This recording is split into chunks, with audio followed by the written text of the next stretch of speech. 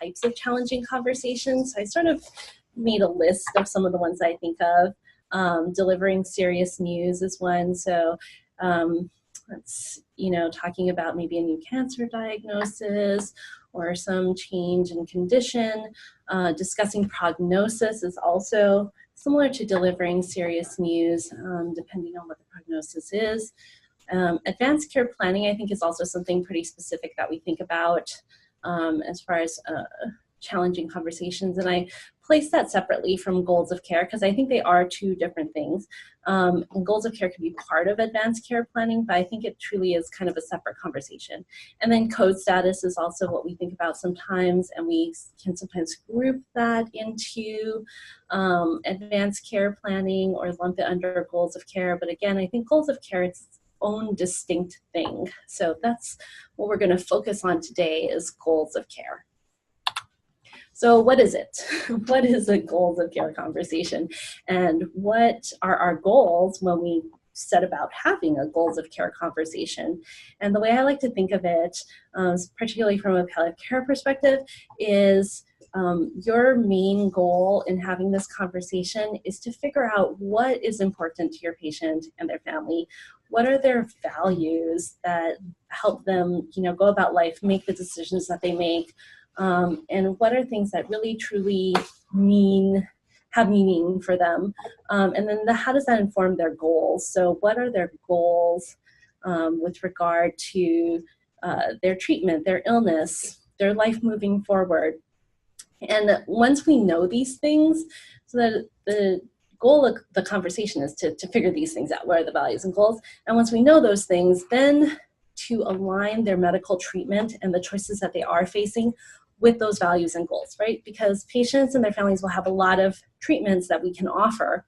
And chances are that one of those treatment options will align better with the values and goals that your patient or their family member have talked about with you than the others. So the golden holy grail of palliative care is to provide goal concordant care. So why are why are primary care providers, why are you guys best to have these conversations? And I think a number of reasons, but definitely the relationships that you guys have built up, the trust that you've built up, and the fact that maybe you've been seeing these patients for years, maybe you've taken care of their family members, you know them, and you've probably had conversations with them, even just in passing, even just in the how are things going, how have you been doing, how's your family, and things may have come out that you already know about as a value that this patient might have or their family might have, just in having those conversations. And one of the palliative care social workers at UW used to always say, these exchanges are not just chit chat, right? They can feel like chit chat, they can feel like small talk, they can feel like catching up, but they're not. When you have these types of conversations, when you have these types of relationships with your patients and their families, you're really forming a sense, an idea, and getting from them what's important to them, even in these smaller conversations that you probably had with them over the course of years of your relationship with them. And then most oftentimes you guys have their trust, whereas when they're coming into the hospital, maybe they're seeing a palliative care provider, and maybe they don't even know what palliative care is. We have to kind of start from ground zero and build up with that trust and rapport. But you, as their trusted primary care provider, already have that trust, and that's based on years, and that's a relationship that will not be able to achieve in an hour or even or 2 hour visit, right? So when do we have these conversations? Because timing is important. They don't just come out of the blue. I think a discussion like advanced care planning, you guys can kind of have at a normal patient visit, can sometimes be built in. But I think goals of care, again, because it's so specific in relation to maybe a change in condition or something that's happened, the timing of these somewhat more stressful and sometimes more emotional conversations, more high stakes conversations is also important. So we like to say in palliative care, earlier is always better if possible. and then ongoing. So these conversations might not just be a one and done. They might be something that you start at one visit and it keeps going over the next couple of visits. We also think about having them before starting potentially risky treatments. So things I think about are maybe like a bone marrow transplant or chemotherapy, where the risks of the chemotherapy are high, risks of morbidity or mortality.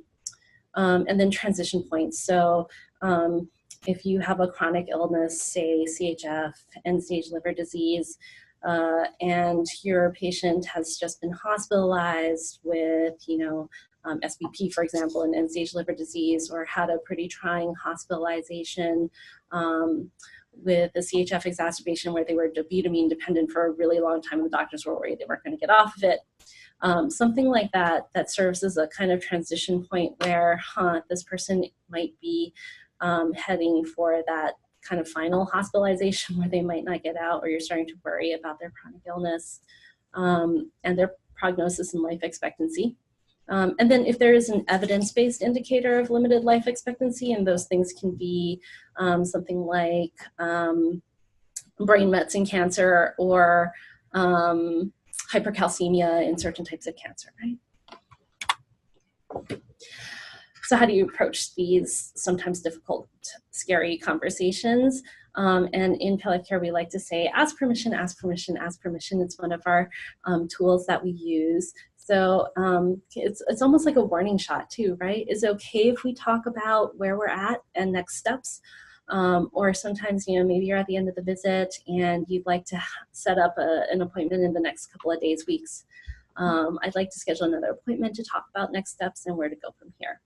And then I like to ask, is there anybody else that you would want to have with you at this appointment to talk about these things, especially if there's, an adult child or a surrogate decision maker that you think would be interested or important for them to hear what your patient has to say, or somebody that they just want there for support, right? These are hard conversations.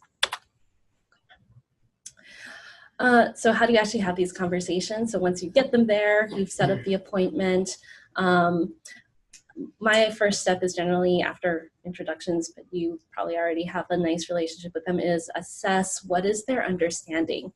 So maybe you broke serious news last time, or maybe you talked about prognosis last time, and you wanted them to have some time to process in between that visit and this visit, where now you're talking about goals of care.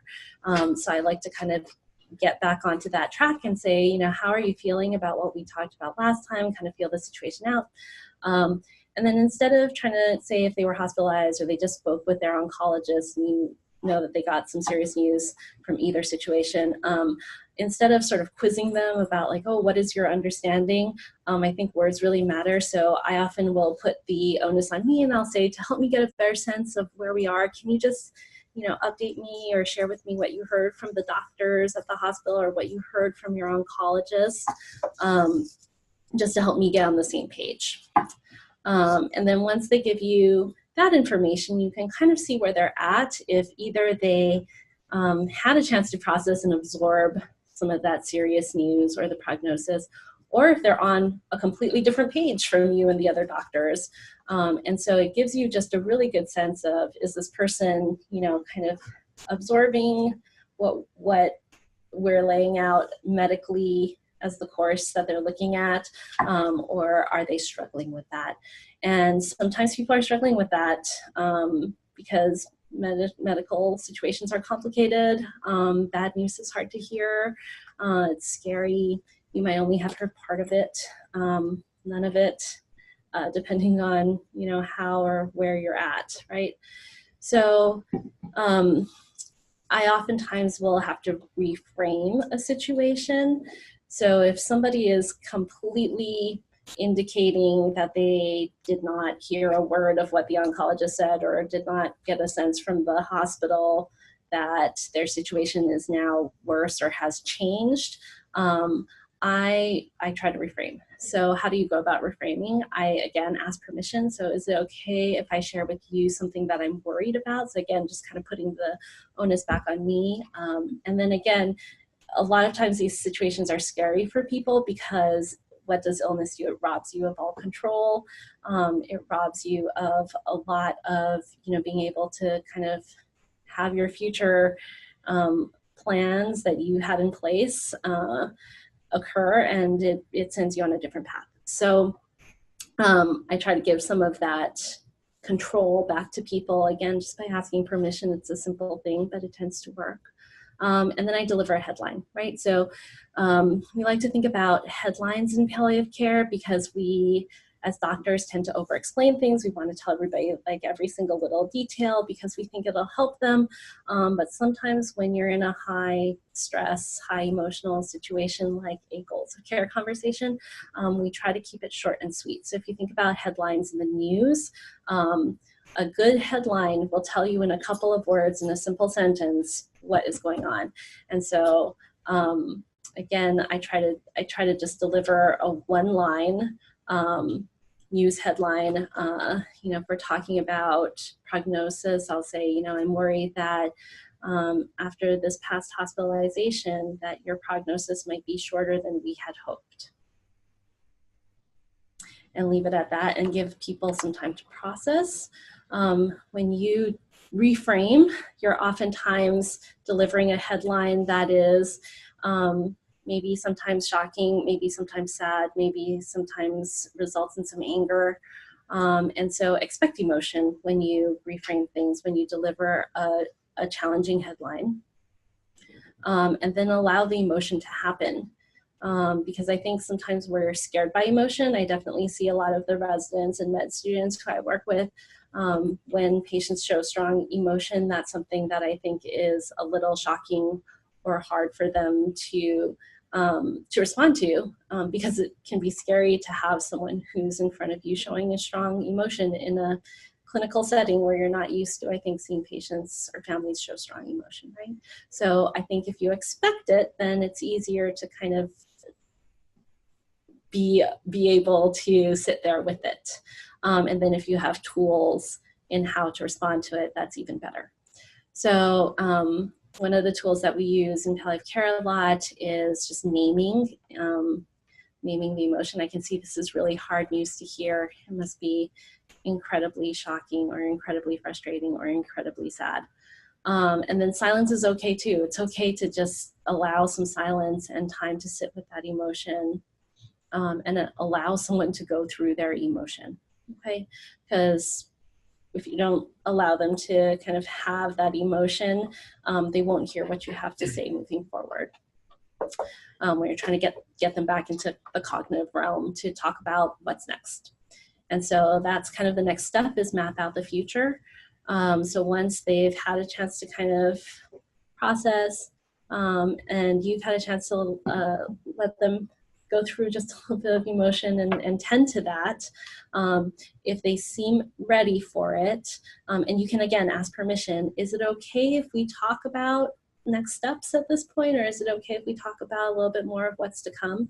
You can map out the future. So given what we talked about, as you think about the coming days, what's most important to you? What worries you the most, right? So it's a lot of the palliative care tools that we use is hopes, what you're hoping for, what's most important to you, and then what worries you, what concerns do you have? Because that'll also help inform and get at more goals and values, because that's what you're trying to get at, right? So once you have kind of heard what they have to say, we try to align with their values. They might not be your values. They might, these are patients' families' values. They could be longevity, they could be comfort, they could be independence, they could be something specific. I want to live to see my granddaughter graduate from high school. Or they might be more general. So, we try to align with those goals. I hear that what's most important in the coming days is being with your family. Support statements are important. And then usually if you've been able to kind of hear what's most important in your head, you're thinking about the treatment options you have or that your patient has, and you're hopefully one of those treatment options is kind of coming to the forefront and sounding like it might be the best match that'll help your patient hopefully achieve their goals, but also might align best with the values that your patient has shared with you. So again, I just included a couple of statements so that you have some words. It sounds like it's very important to you to remain at home for as long as possible. Did I get that right? And I usually try to confirm. I have had once or twice somebody say like, no, that doesn't sound right. So then we clarify what is important or what they meant, and we get to that. So let's talk about what treatment options might best help us with this. And then, I know I grew up in a system where we were discouraged from giving recommendations, but I think in palliative care, we like to think of that as shared decision making. So if oftentimes patient or family will ask you for a recommendation, right? I think a lot of you, have these long-term relationships and they trust you and they trust your judgment and they trust your recommendation. And I think it's great to make a recommendation, especially if you've done the work of getting to know them and what's important and what their goals and values are, because that's what can inform a good recommendation. So if they seem to be struggling, sometimes I'll even ask, would it be helpful if I offered a recommendation? And a lot of times people are like, yes, please. And again, it can even be a straw man recommendation, because sometimes I'll throw a recommendation when people are really struggling, and I'll say like, how does this sound? Or what, given this recommendation, what worries you about that? Or what sounds like it might work for you? So my recommendations are, because this is such a short talk and that was a lot of information, is really to check out the Vital Talk website, which is where a lot of these things are outlined nicely, and they give a lot of great examples of tools that we use in palliative care to help with these challenging conversations and what might come up and ways that you can address them. They have an app called Vital Tips that's sort of like a quick cheat sheet that I love looking at even before I go into challenging family meetings. And then if you do visit those websites or you do look at Vital Tips, this was Remap, right? It's Tony Bach, who designed the website and the program with Bob Arnold. They love acronyms. I hate acronyms, but this was Remap. So it was the Reframe, Expect Emotion, Map Out the Future, Align, and what was the P? Plan. This is why I hate them. Plan treatment. And then I like to tell people, when all else fails, just remember, you're one human being talking to another human being, and you can't go wrong with that. That's it, guys. Thank you so much, Dr. Hirano, for a great talk like that. I'm just going to open it up to the audience if you have any questions for Dr. Hirano.